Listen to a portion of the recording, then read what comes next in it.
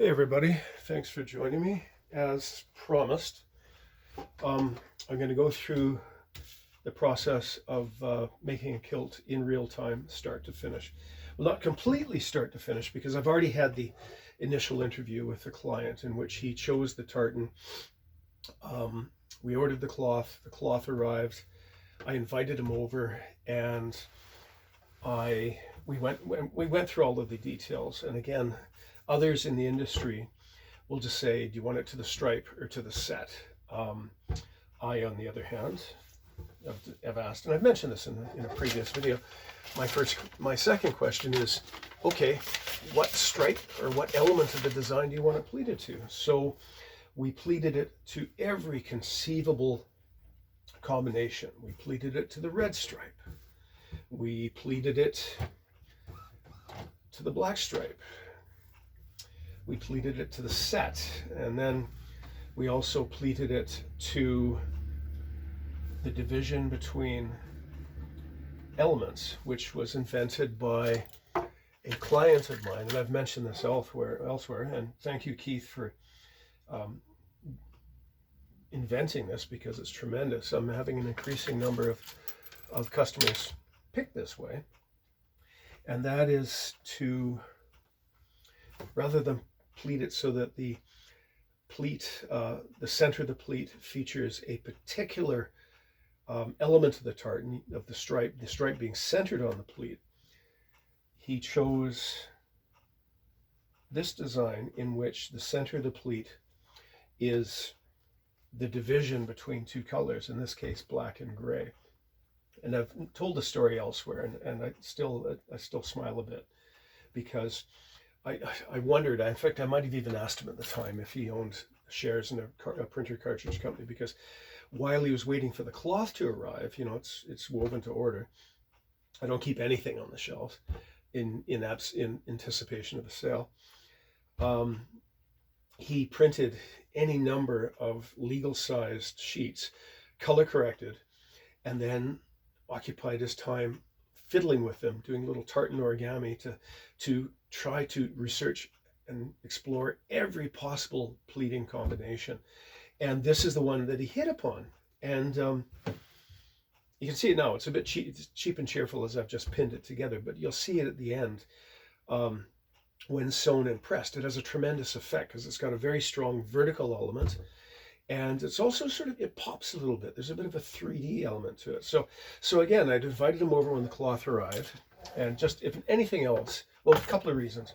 One, you're paying a lot for this. And by having the customer participate as much as possible in the creation of a rather expensive garment, they buy in, right? I'm never going to bully a customer, or even risk the thought of persuading a customer, pushing him into a decision, because eventually sticker shock sets in, and then they get resentful because he made me do it this way. No, I'm letting the customer lead in this case. So we'd gone through, so we ensured, so to encourage buy-in, but also bespoke can be a fun experience. There's an element of theater to it. So, and by inviting them over and testing fits and asking their advice, they can see immediately that they're actually getting their money's worth. This is much of the way they get their money's worth. So I invited them over. We went through all of the pleating combinations, and while I was doing this, I'm sort of surreptitiously giving him some side eye, paying attention, because I'm waiting for the moment that his pupils suddenly dilate, or his breath catches in his throat, or as in one memorable case, the fellow said, "Stop, don't show me anything else. That's what I want." So, which is a little hard. In fact, it's hard to do when you're corresponding with people. I'm becoming increasingly reluctant to do long distance tailoring, for the only reason that I really don't think you're getting your money's worth, and getting your money's worth is much of the point of this. It's the entire point of this. So so we went through it. He made his choice. I amended his account statement to show those choices, sent it to him so that he signed off on it, right? And this is partially an ass covering exercise, But there are times when people will forget and say, no, that's what I wanted, and then that's not what I wanted. You can pull it up and say, no, sorry, you did actually sign off on that. I've never really had that problem, but old age makes me cautious. So he's made his decision, and so this has now, the time has come to make his kilt. I did this marathon kilt making session with an emergency job, which I think I'll show elsewhere, possibly publish it after this one. And now I can get back to the the day-to-day kilt making. It's a great day to do it too, because outside we have typical autumn weather for Vancouver. It's cold and it's wet and it's miserable, and it's the sort of cold and humidity that the wind just goes right through you no matter what you're wearing. I know, West Coast, poor little me. In any case, so time came to make his kilt. I pulled it out of the chest. I used to keep it, my inbox as it were, on shelves, wooden shelves, because it looked very nice. But I've seen a mouse in the house, and mice love to burrow. They love to chew their way into things to burrow, and that made me deeply, deeply concerned. So I took all of my stock and put it in Tupperware containers, which I check daily to see, against the horror of seeing a small hole knot in one of the corner of the things. So touch wood, it hasn't happened yet. So that's the reason why this cloth is a little bit wrinkly, but we're going to deal with that. So I pulled the cloth out. I then pulled up his file. I'm mostly online these days. I have my order book, my paper bound, hardbound order book, but I haven't been using it much recently. I'm relying on my computer. So I pulled I pulled up his account statement and refreshed my memory. So he wants a kilt and a shoulder dress plaid. I've got his measurements. He wants the front apron centered on the red stripe. He wants black buckles. He wants black straps. So let's take care of that right now. I'm reaching for my container. Okay, 2 black buckles. They're in there. Black strap. Where have I put black straps? Okay. There we are. One slightly longer than the other, for reasons that I'll explain later. I haven't punched the holes in them yet, but never mind. Okay, there we go. I will eventually hold this in place and just stick it in the top there. But okay, black buckles, black straps, and plaid. Again, we're pleating to the division between black and gray. Super. Okay, so a kilt and a dress plaid. So let's see how much cloth we've actually got, because the mill is tremendous. They always err on the side of the caution. The first thing I'm going to do is look at the cloth and decide which is the better edge. So I'm looking at this edge, and it's a tiny bit uneven, and there are a couple of whiskers pointing out.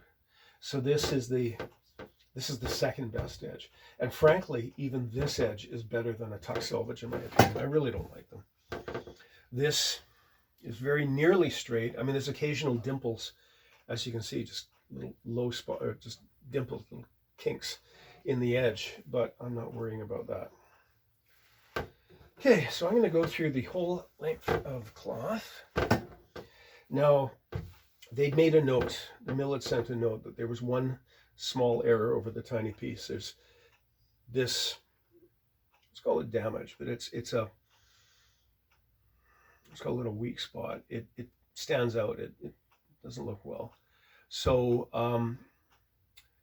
what I'm going to do is, my immediate response is he needs a shoulder plaid. Let's make the shoulder plaid out of this piece, because that has doesn't really have any structural implications, as it were, on a shoulder plaid. If I had to use that in a kilt, I would look, now fortunately, because again, remember we're pleating to the break between gray and black. Okay, look at that. That will put that little damaged bit buried in the pleat. So which is also exactly what we would be looking for if we're joining two pieces together. We want the seam buried in the pleat, and again, preferably on the well, as you can see we have the S fold here. It's right in the middle. It's not going to be visible from the inside or the outside. So I'm going to keep thinking about that. I'm not going to make a decision just yet, but that if we choose to make the kilt out of this piece, I know that imperfection is going to be buried. I am going to draw it to the customer's attention when he comes in for a fitting, because the alternative is for him to be minutely inspecting his kilt at some point in the future and then calling me up and going, hey, you didn't tell me about this. And that would be a poor move. It's funny, after all the years in business, I still am making kilts. I was making kilts long before I was in business. I am still sometimes gobsmacked at exactly how much cloth goes into a kilt, and it makes me want to go back and look at that video, that video presented by I think it's on Dalglish's homepage, showing the whole process of setting up a loom and weaving it, and then the finishing they have to do afterwards. Now we have one imperfection sitting, this is the good, so far this has been the good side of the cloth, but we have that one imperfection there where there's a knot, and that makes me wonder a little bit. So let's take a look at the other side. Okay, we have a knot. We have two knots on that side. So generally a knot, and there's a pucker as well. We always see these on the back side of the cloth. So let's take a look at it this way. See, when I saw that knot, my initial thought was, okay, maybe the other side is this is marked as the better side, but maybe the other side is better. But no, I saw three knots and a pucker, and none of them are visible at all on this side. That might be it, but it's inconsequential. Again, this is the best cloth made today. Better than anything else that is woven by any other mill anywhere, and as good as anything that's ever been offered in the past at any point in history. And okay, that's not a flaw. That's just a little greebly, a little dust speck.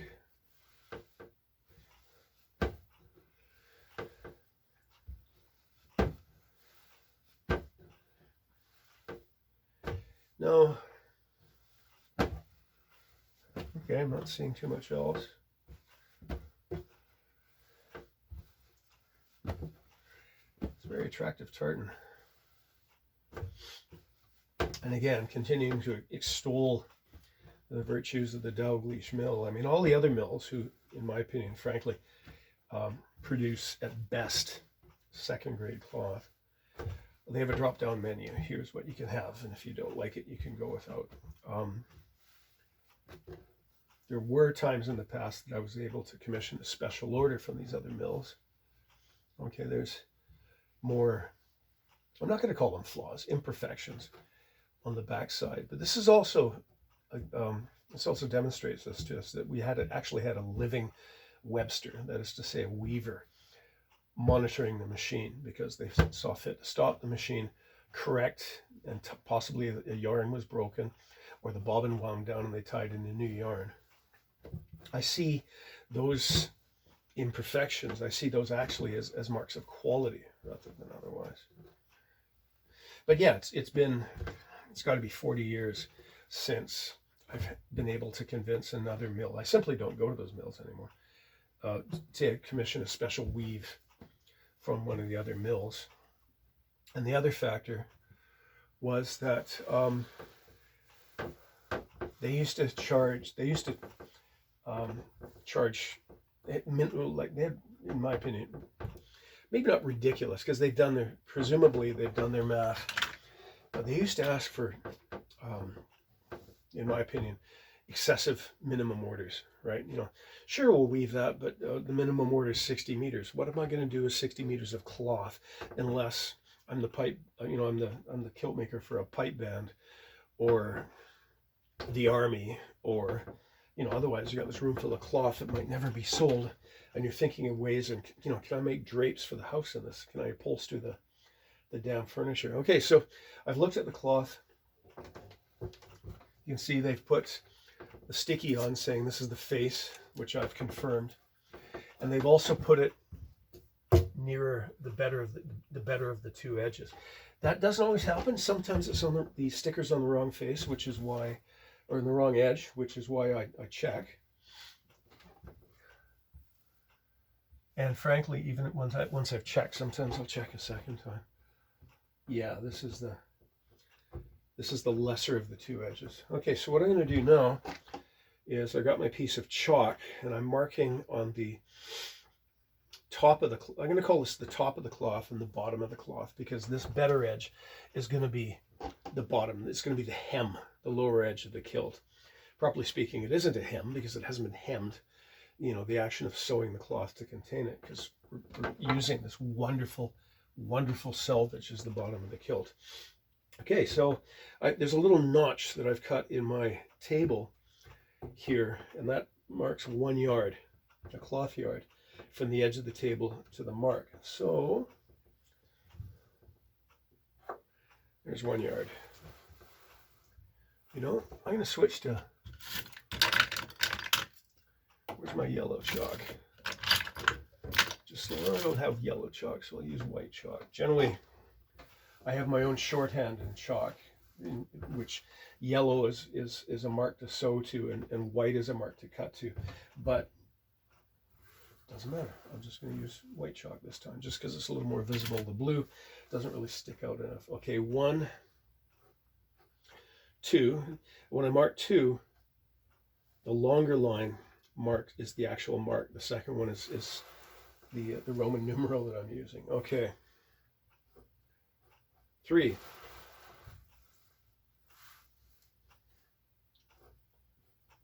4. 5, the Roman V for 5. 6.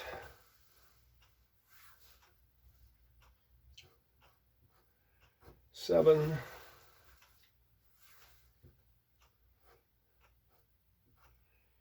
8. Now, 8 is what I need for a kilt, but let's see. I believe I asked, what did I ask for? I asked for 11 meters. Okay, so let's see what I've got in yards. So that's 8, 9. Now, if I marked an X, you wouldn't know exactly where the center line is. So I'm going to mark a line. Now I'm going to cross it. Okay, so that's 10 yards. This is, mark that up. Okay, that's 11 yards. That is 12 yards. 12 yards and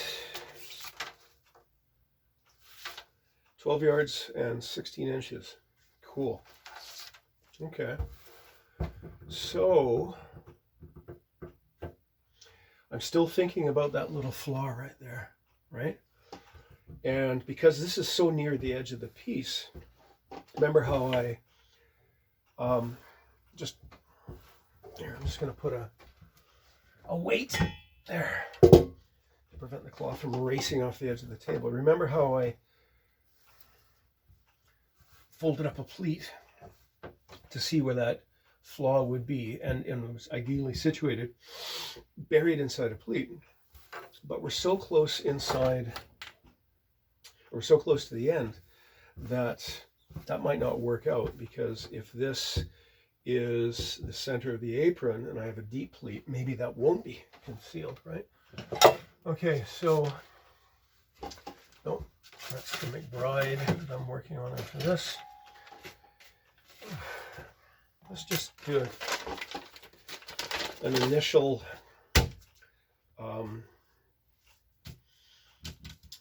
let's crunch some numbers to see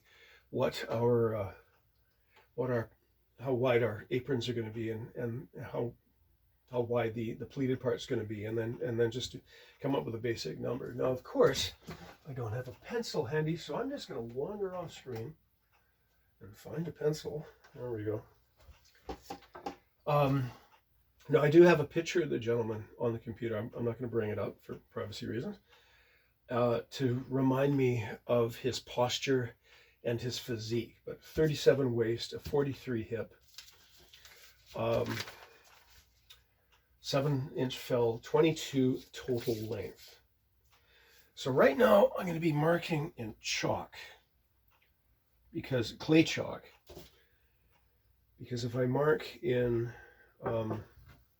wax chalk, eventually I'd have to heat up an iron to brush out the chalk marks. With clay chalk, I just have to hit it a few times, slap it a few times, slap the cloth a few times, and the chalk goes away. Okay, so it's 22.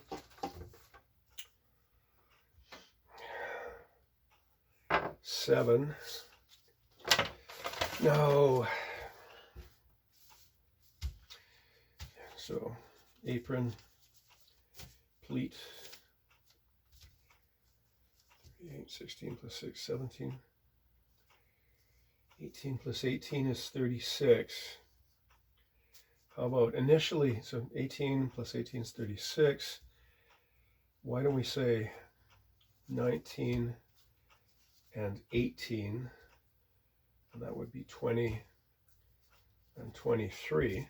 Yeah, so half of 37, so 18 plus 18 plus 1. So let's start with a 19-inch apron at the waist, and at the waist it's 19 across the apron, 18 across the pleats. At the hip, the apron is 20 and 23 across the pleats. Okay, so that's just a start. So I'm just going to mark 2.5 inches down from the top of the kilt, because as with so many men, adult males, it just, from empirical observation over literally hundreds of kilts,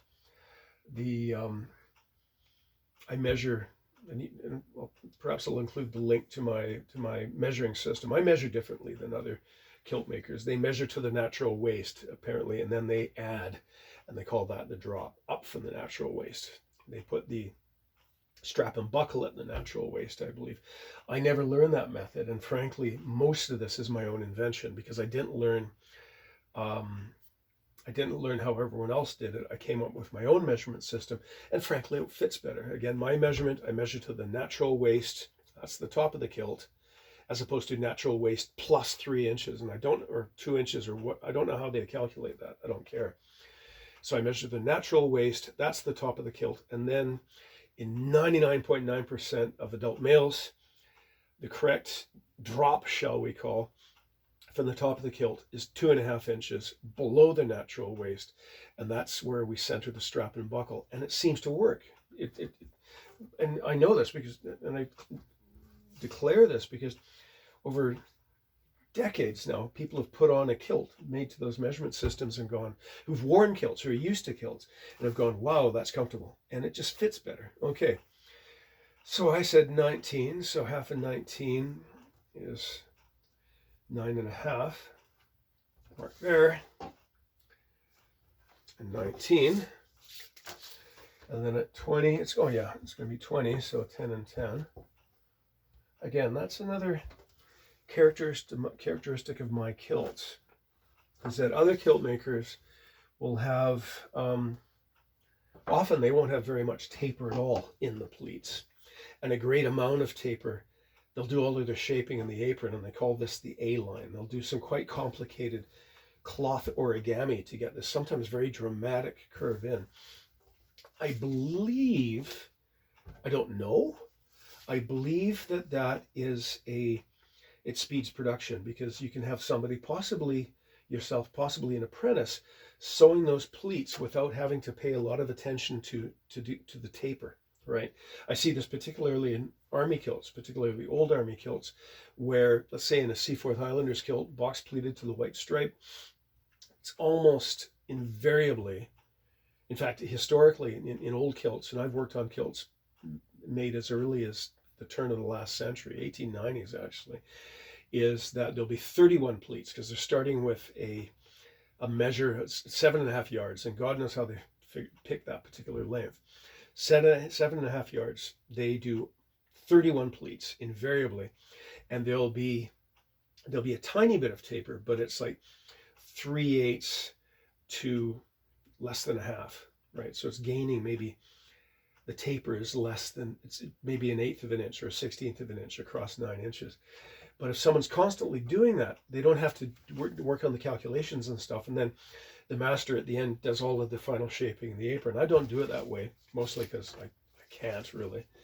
Anyhow, back to our story. So I've just chalked. There's the length of the kilt. There's the drop down of 2.5 inches. I mean, rather than guesstimate and shoot a straight line with my eye, let's do that with the tape.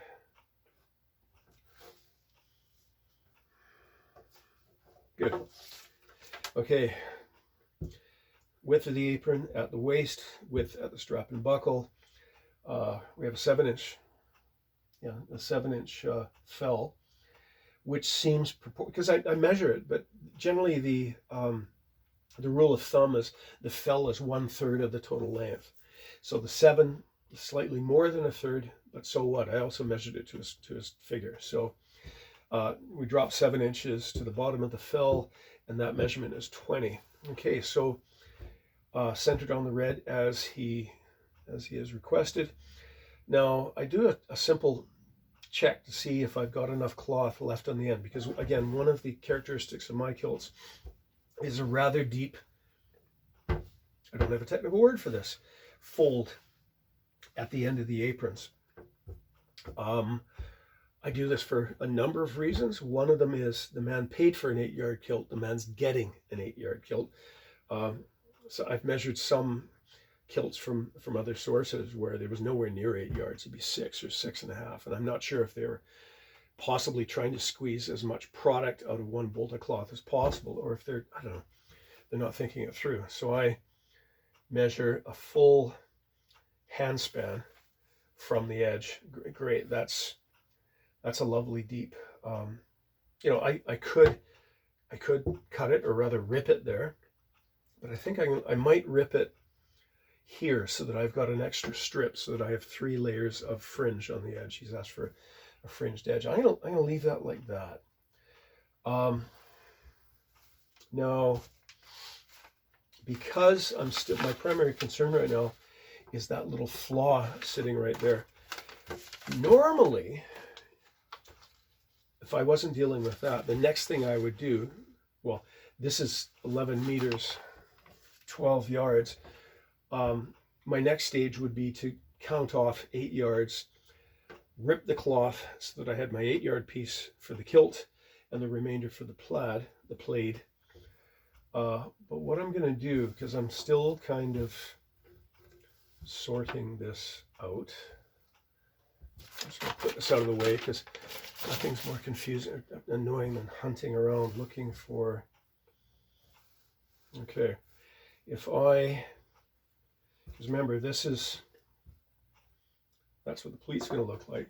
If I brought my apron to that's nowhere deep enough. If I brought my apron to the next one, that's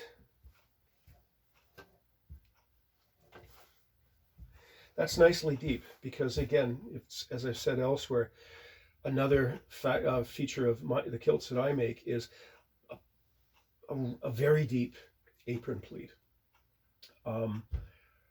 As opposed to many kilts that I've seen which have a very shallow apron pleat, and in many cases of army kilts, on the inside apron there's no apron pleat at all. It just, the inner apron runs out of the last pleat, and I think that's a very bad practice.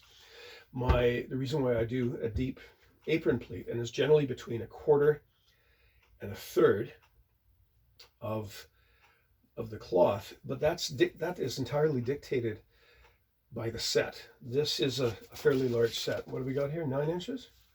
Almost 9 on the dot. It's 8 and 5/8 repeat. I can't just fold it to anywhere, right? I can't randomly fold it. There's, if that's my first pleat, it's far too shallow. And there's my first pleat. It's rather deeper, but I'm going to go with that. Because again, the advantage of there's several advantages of very deep apron pleats. One of them is the kilt hangs better. It drapes better when you're standing still. It moves better when you're walking, or running, frankly. That extra cloth pays off in a number of ways. There's also a little more instant modesty should it be required when you sit down. You've got the extra cloth to push down if need be. But also, planning to the future, this kilt is going to last the rest of his life. We had planned it so. It also might last the next 1 or 2 or 3 generations in his family, right? He's going to be passing this kilt down. So let's just think about his lifespan for a start. His body, when I'm talking to a customer, particularly a young customer, I ask them what the old men in their family look like. And now, granted, do they remain fit through and skinny their entire lives? I mean, normally our figures coarsen when we hit 40 or 50 or whenever. So I'll take a look at a previous generation of the family, or I'll ask that. I had a recent client who's absolutely rail thin, and he wants to he has his kilt fits his son perfectly. His son's 28. His son is also rail thin, but here's one time I didn't even have to ask the question, because I looked at the son, I looked at the dad, and says, okay, that's pretty much what your figure is going to stay, with some minor adjustments, possibly some minor alteration necessary. When I look at somebody with, what did we go, a 37 waist and a 43 hip, I semi-confidently predict, or at least I'm planning that when he is 50 or so, he's got a 43 hip. I'm going to assume that he's also going to have a 43 waist at that point. That doesn't mean I'm making a kilt that isn't going to fit him at the outset. I'm never going to say, oh, he'll grow into it, because that's nonsense. But I am going to tailor it so that at least that amount of altering is possible in the future. And again, a deep apron pleat is a reservoir for future expansion, right? So how deep is this apron pleat in inches? It is 8 inches. So right there, just with that, and also with this other side, we have a 4-inch reserve to let out in the future. We've also got a 4-inch reserve on that side, which means this fellow can gain 8 inches around the waist in his life, and his kilt will still be capable of being altered to fit him.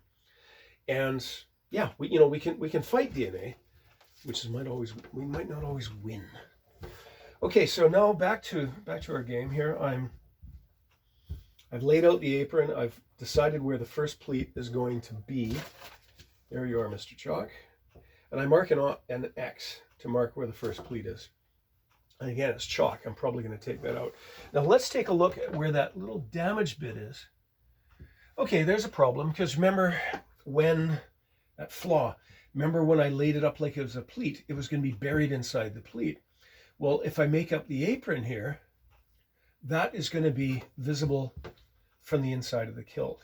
And not only visible, I'm not going to play with it excessively, but let's imagine that also is going to be slightly more liable to damage. It's more likely to catch on something, because the rest of this cloth, from experience, is just about as close to ripstop as you can get in a natural cloth.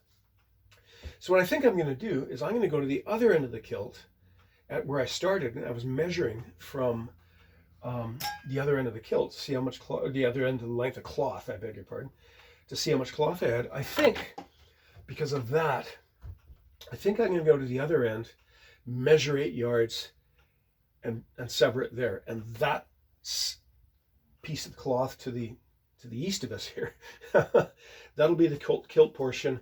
This will be the shoulder blade portion. And because we've got almost 4 yards extra, he doesn't need 4 yards in his plaid. His plaid might use, let's say, 2.5 yards plus 2.5 yards plus a diagonal piece for the fall that comes down the front. I think if I lay this out intelligently, we cut the kilt from the far end, we reserve this piece for the plaid, and then maybe I'll just demonstrate. Let me just show you. Okay, get my instruction sheet out of the way, and you can see these blue enameled cups. Used to call them a piala when I was a kid, from my grandfather who'd served in British India. This was a piala. So I have a number of them, and each of them is for a different job, right? In fact, that one I can clear out. This was a leftover piece of cloth from another kilt that I'd altered, and I just really love that particular green. So I'm going to match that to my color bank to see exactly what the stock number is for that, because I can see commissioning a piece of cloth with that particular green. Right now, this one it's got a bit of wax inside, because you'll see the wax tablets I use to wax my thread. When they get a little too worn, I just dump them in this one, and then when I have enough of them in there, I melt them down on the stove in a double boiler and recast them. Okay, so let's go to the other end of cloth.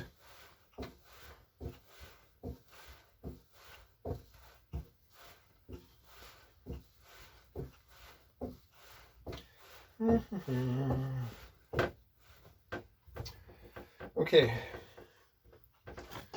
let's do that again. So 1 yard. Now I'm looking to see if there's any sort of surface, imperfection that's going to wind up on the outside of the kilt. Okay, that's just fluff. That's not attached to the cloth. Or is it? Huh, curious. See, when you get an imperfection, something like this, you must not pull on it.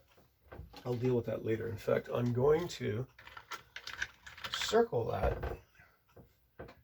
This is unusual. Generally, I never, ever see something like that on a piece of cloth, but I can see their position, because it takes time and money to set the loom up, and then you find that you've got one owie in the middle of it. It's kind of heartbreaking. Okay. 2, 3,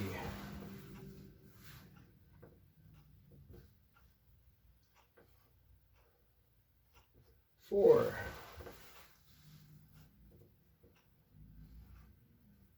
5,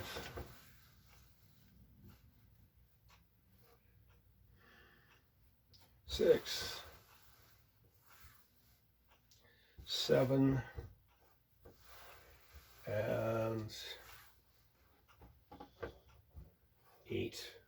You know what I'm going to do? I'm just going to look at that end of that cloth to see where the end is relative to the end of the cloth. So that is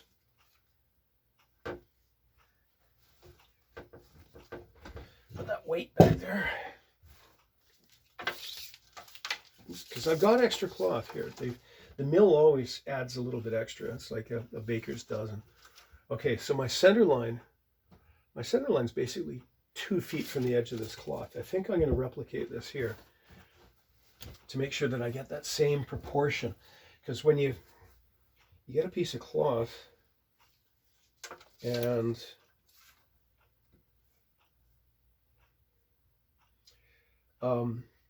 where the tartan begins, let's just pick a feature. Let's say where this is relative to the end of the cloth, or any point in the tartan is relative to the end of the cloth. That is going to directly dictate how you lay out that front apron. So if I make this the center of my apron, now this is 8 yards, but I'm going to add another 4 inches, so that, because I just laid it out on the end there, and I was really happy about how it turned out. So rather than cut here, I'm going to cut there. Okay. Using my white wax chalk to show where I'm going to cut. Good. Check a double time. That is 8 yards plus 4 inches. This is always fun. The first time I did this, because rather than cut the cloth, I'm going to rip it.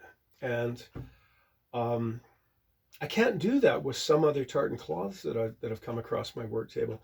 A customer recently brought some cloth that, because he'd come to me asking, and I mentioned this in the other video, he needed 3 kilts in an impossibly tight timeline. Could I do it? I said, no, it's going to take at least 10 weeks to weave the cloth.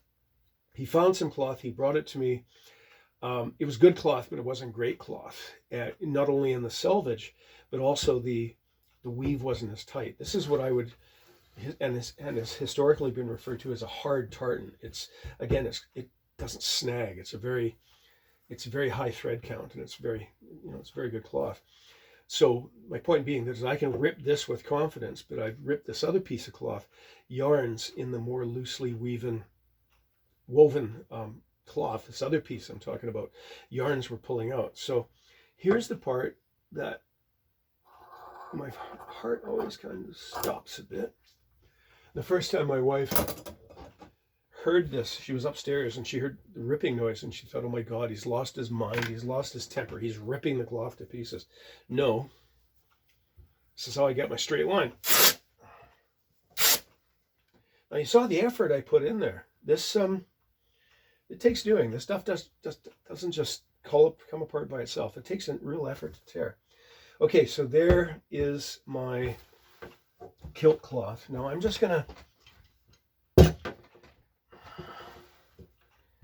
pays to keep it neat, right? It's got some wrinkles in it because, again, I had to, I'd taken out of the package and I'd wrapped it around a cardboard, let's call it a bobbin, but a sheet of cardboard, because the cloth always used to come wrapped around these things. Now it comes folded up in a parcel. I'll unwrap the cloth, I'll check it, and then I'll wrap it around one of these things, and then let it sit on the shelf so that the wrinkles have time to sort of fall out. And again, this is wonderful cloth. It doesn't hold a wrinkle for any real time at all, but it holds a press tremendously. And I think I've showed you that kilt that I made for myself over 30 years ago. I've ironed it once when I made it. I've never ironed it since. Still, if I was still in the army, I would have no hesitation at all in marching out on parade and the thing. Okay, so there's my 8 yards for the kilt. Here is getting back to what I was talking about. So this is the part that I'm going to make the plaid out of. Let me just get this out of the way for a second. This dress shoulder plaid. Now, as I was saying earlier, what got me onto all of this is, remember that imperfection at the far end. If I start at this end to measure the cloth for the plaid, the chance is that this won't be in the finished garment at all. So let's see. We've got, interesting, where's my chalk? Okay, we've got 1 yard, 2 yards. That's about enough, right? What I need to do, I didn't make the notes at the time, but what I now do, I'll call them back when I call them back for the first fitting for the kilt, I'm going to test the length to see exactly what length of a dress plate he needs, because it mustn't be too long and it mustn't be too short. And I'll do that by hanging one of my own dress plates on him and then just adjusting it front or back to get the right drape, and then make the necessary marks and then translate it to this. Okay, so that's 2 yards. Let me double check because I was talking, distracted myself. Okay, 1 yard, 2 yards is about what we need for a plaid. Now after 2 yards, we've got another, okay, there's 3 yards. That is enough, entirely enough for the plaid, because we have the main body of the plaid and we have the front fall, which is cut on the bias. And that's entirely enough for that. So how much cloth have we got left? We have 1.5 yards.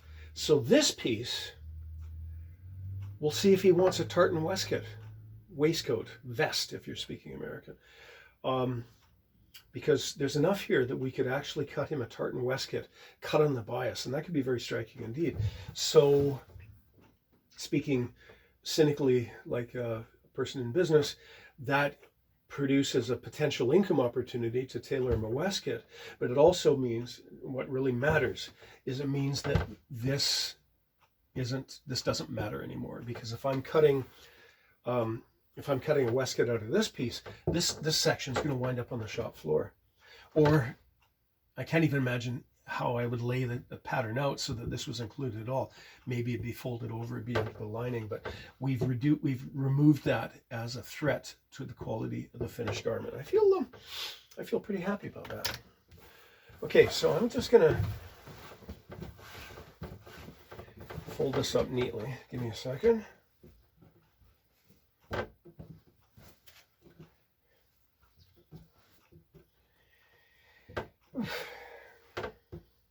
I think I'd mentioned elsewhere that my computer upgraded itself to Windows 11.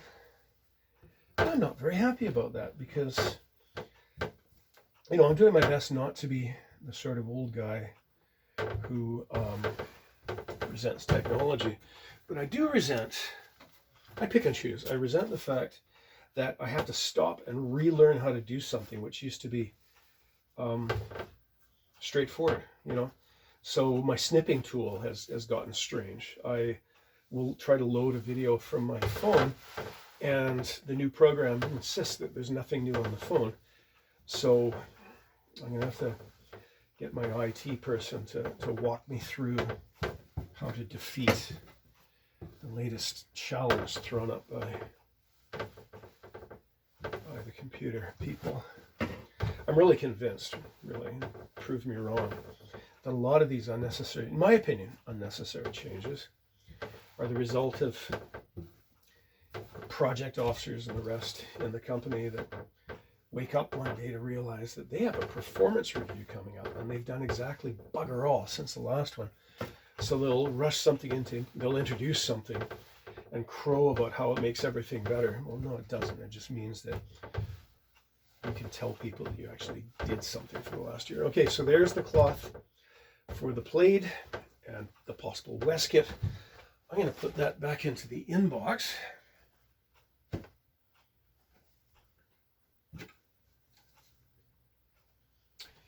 And now it's time to make a kilt. Okay. I have to fold this all up again. Again, double checking to make sure. So we flipped it. Now the good edge is down here because I can clearly see. Do you see that mark there where the yarns are poking up? Because this is the edge where sort of the working edge, as it were. So let's reverse this end for end. Okay. Let's just take a minute to keep this neat. God, if my old school teachers could see me now, given the absolute rat's nest that I always kept my desk in when I was in elementary school. If they could see my current concern about neatness, I think they'd be surprised. Actually, they wouldn't believe their bloody eyes. Okay.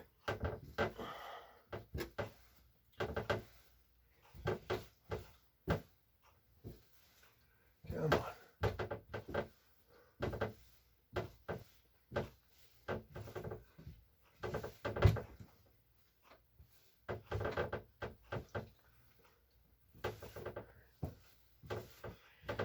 Okay, since I'm here, normally I would have traced the apron out, the front apron out first, but here, since I'm here, I have the inner apron staring right at me. Let's look at those measurements again. I'd said, where I threw my tape. My tape invariably winds up on the floor. Okay.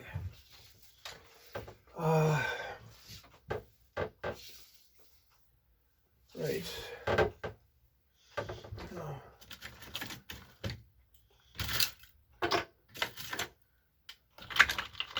We're on for a piece of chalk. Okay. These chalks are all a little dull. One of my rituals, okay, that white chalk is sharp enough. One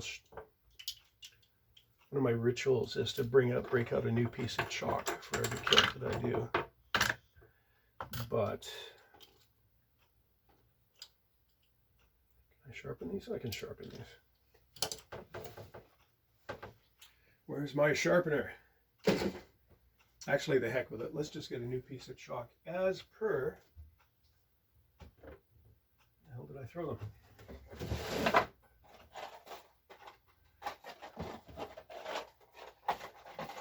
them? I'm down to less than half a box, so I think it's time to order more of my Colonial Tailor's chalk. Put that on my to-do list. Okay, new piece of chalk. I'm going to keep the couple of dull ones there anyway, and I'll explain why later. Okay, we were centered on the red stripe, and the length of the kilt is 22 inches. And the fell is 7 inches. And the rise, or the drop, I should say, is 2.5 inches. And the width of the kilt, the apron, I've gone with 19, so 8.5. Now I lay this out. The first thing I do is I see if I have enough cloth on the end, and I do. But I think, because the inner apron doesn't have to be centered the same as the outside apron. If we move it one way or the other, we can, for reasons of economy, so we're not wasting cloth. Let me think this through. I'm thinking with my mouth, which is what I promised or threatened I was going to do. Okay, 19 at the waist, 19 at the buckle,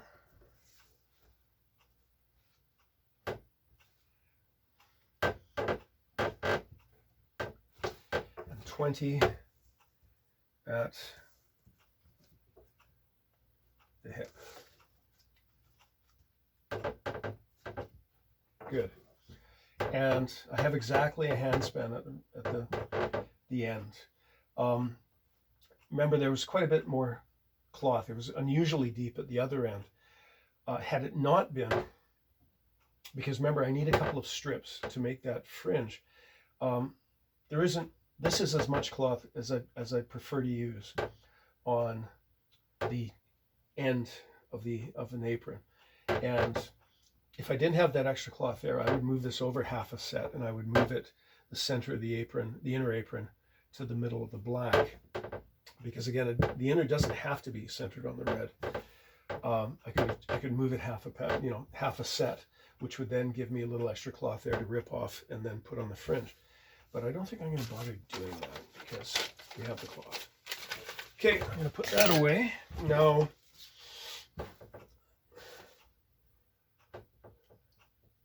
next thing I'm going to do, let's find out how deep. Okay, remember our pleat is going to be the break between gray and black. So if I move 1, 2, if I did a 1 to 1, it's nowhere near deep enough. I go to 2, it's a little over a third, right? It's a bit on the deep side, but remember, we are kind of held hostage by the scale of the design. It's dictating to us what's possible and what's not. So perforce it can either be too shallow or too, I think if it was halfway, I would call that too deep. And I would try to think of a workaround, but I haven't encountered that yet. But that's rather deep. That's what we want. Now, this isn't going to be a pleat. This is where the pleats are going to match. So the shorthand I use is that, an arrow. Where's my length? I'll do a couple of those. Which means this is my first or my last pleat. It's going to come like that to the edge of the apron. Okay, Coolio. Go to the other end. I'm going to get to the other end and measure it all out again. And then I think I'm going to stop to see if the video is still recording, because I don't know if it'll time out on itself or not.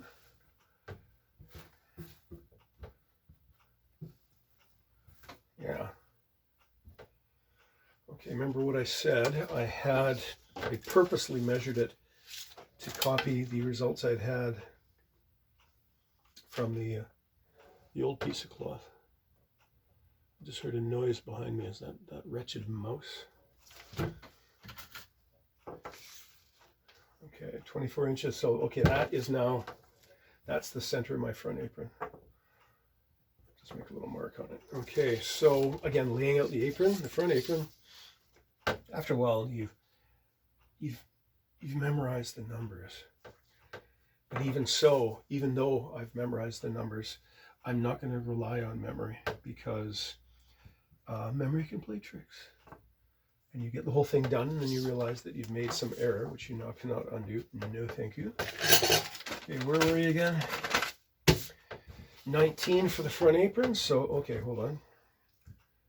So there's the top. There's the drop to the strap and buckle line. Okay, 9.5 is half of 18. Wrong. 9.5 is half of 19. 1,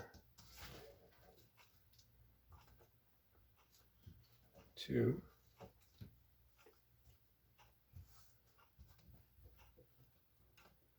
1, 2, and that is right there. I can do that by eye. Don't trust that other one by eye. So okay, and 1, so it's 20.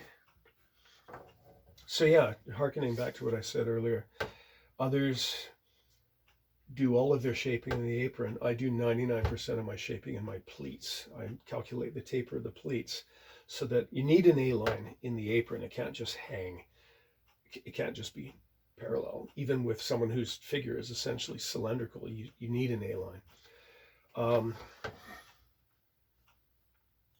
And I guess, yeah, there's a couple of reasons why I do that. I never learned how to do that really complicated sort of origami that I mentioned. And the best I've been able to achieve when they're doing some sort of foldy thing, I can feel the fold through the kilt. And once I've felt it, I can't unfeel it, right? So I don't like that. Okay, 7. Okay, so there is our front apron.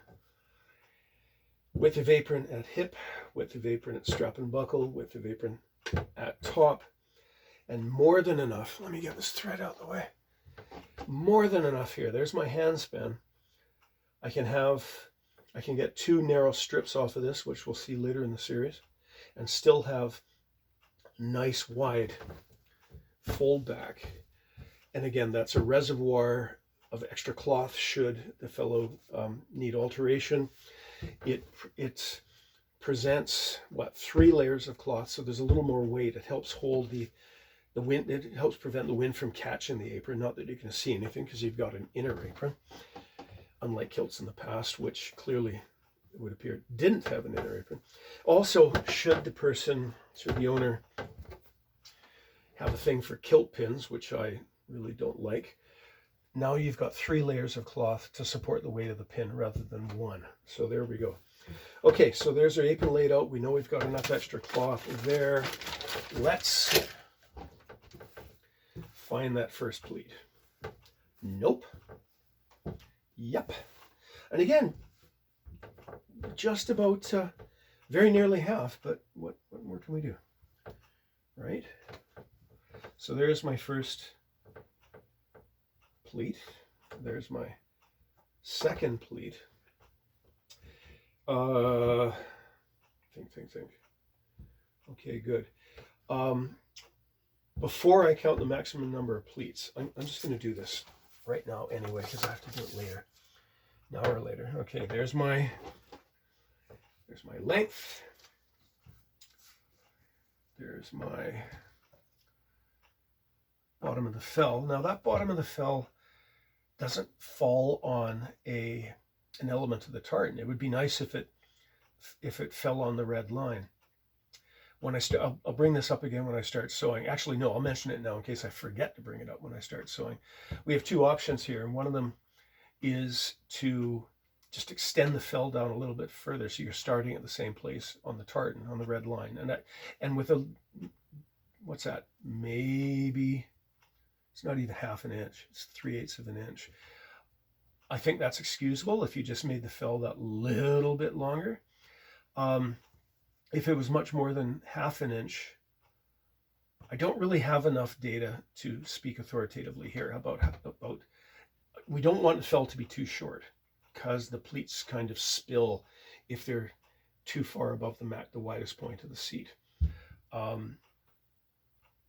If they're greatly below, yeah, we don't want that, but I'm not sure. I really have no feeling for what consequence there is of making the fell a little too long. I suspect there isn't much, but let's, in any case, so, 3/8, I think I could safely extend that down there. If I didn't, I'll show you a hack later on. Actually, no, I'll show it to you now in case I forget. Do you remember I have those little wooden spacers I use, little gauges. There's 7/8, there's 1 1/8. There's 5/8. I go through, and these things are graduated in 1/8 of an inch. And with the clever, they have a slight bevel cut on them. So they're actually, you can get a 32/2 of an inch difference, which is awfully precise, possibly too precise. I go through my gauges and I find the one measuring from the lower edge, because remember, this is the bottom of the kilt. And I'll keep using these directions, lower, upper.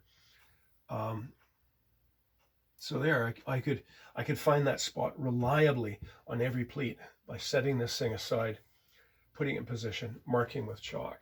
So there we go. Whether or not we'll do that, maybe we will, just for the sake of it. Okay, top of the kilt. Let's just double check this to make sure I'm not. Yep, 22. Bottom of the fell. There's the line for the center of the strap and buckle. What I'm going to do now before I proceed, now I have this strap. I kept it because I cut my own straps now, and we'll see this later in the series. But my supplier at the time, for reasons that we won't go into here, was supplying leather in two thicknesses. One was impossibly light, so it stretched, and the other was impossibly heavy. Now, yeah, so I cut my own straps now.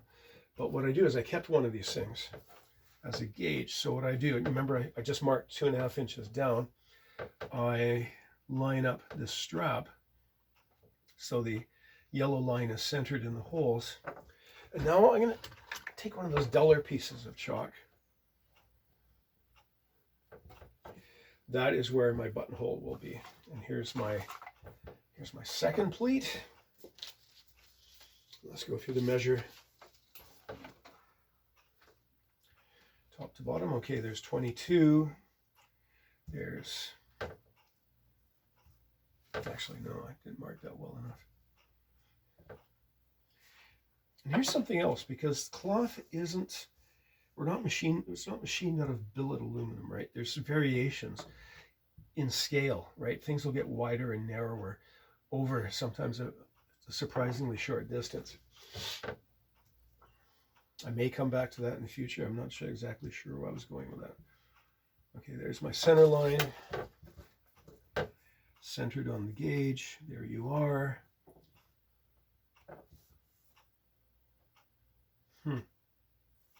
So the case in point of a bit of scale, I measured, see the difference between